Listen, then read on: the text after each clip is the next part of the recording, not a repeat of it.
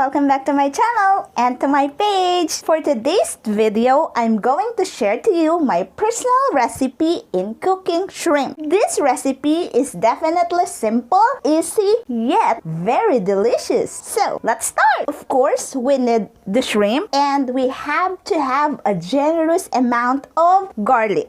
Okay?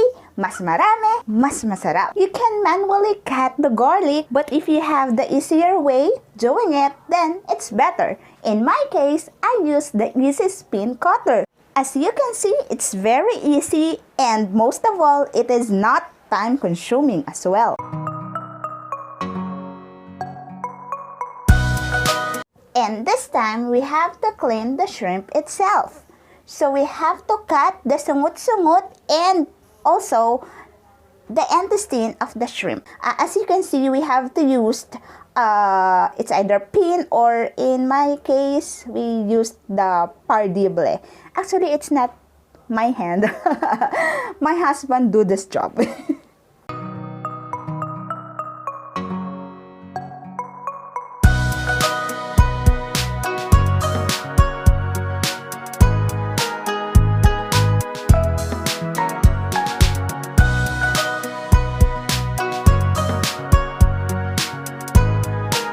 This time, it's time to cook. So, first we have to put the margarine. Okay, I use margarine instead of butter. I used half of the margarine, so definitely it's around 50 grams. And then after, I put the garlic. Then, I followed the shrimp.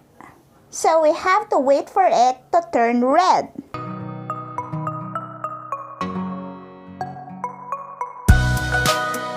And then, I put an ample amount of black ground pepper and then, I immediately flip the shrimp.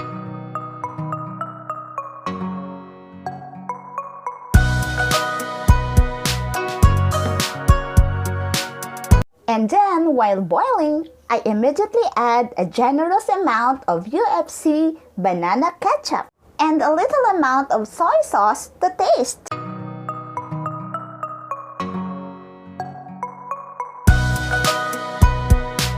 Since it's almost done, I immediately add a tablespoon of Mother's Best hot sauce. And that's it! It's ready to serve! Okay, look at our recipe. It's very delicious and I know that my husband will love it since it's his favorite. Okay, so I know na kahit anong luto pa ng shrimp yan, magugustuhan niya.